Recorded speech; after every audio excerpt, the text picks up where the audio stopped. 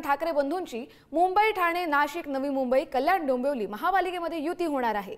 मराठी बहुल भागातील अधिकाधिक प्रभाग मिळावेत यासाठी मनसे आग्रही आहे।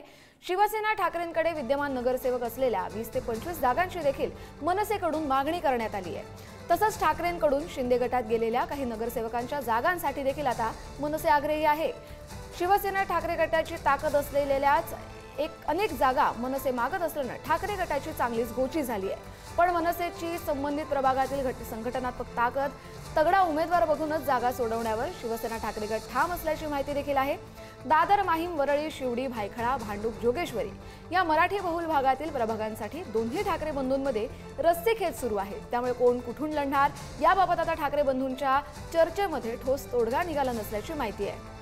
पद्मेश पवार आपले प्रतिनिधी आपल्याला या संदर्भातील अधिकची माहिती देतील। पद्मेश, ठाकरे बंधूंमध्ये सध्या काय चर्चा सुरू आहे आणि मनसेच्या मागणीला उद्धव ठाकरेंकडून कुठला दुजोरा दिला जातोय?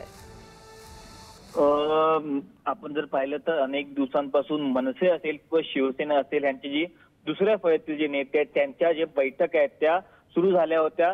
त्याचमुळे आपण पाहिलं की 70 जागा या शिवसेनेकडून मनसेला ऑफर केल्या होत्या की अनेक ठिकाणाच्या ज्या जागा आहेत त्या आम्ही तुम्हाला देऊ आणि त्यामध्ये तुमचे काही जिथे दुसऱ्या नंबरचे उमेदवार असतील किंवा तिसऱ्या नंबरचे उमेदवार 2017ला निवडून आले असते त्या जागा देखील तुम्हाला देऊ। त्यामुळे आपण पाहिलं तर जवळपास अनेक ठिकाणी म्हणजे जे मराठी बहुल भाग आहेत ते म्हणजे भांडूप असेल किंवा वरळी असेल, शिवडी असेल, भायखळा असेल किंवा जोगेश्वरी या मराठी बहुल भागामध्ये या दोघांची ताकद समसमान आहे। कारण या मतदारसंघामध्ये मनसे असेल किंवा शिवसेना यांचे 2017ला देखील 2012ला देखील मोठ्या प्रमाणात नगरसेवक निवडून आले होते।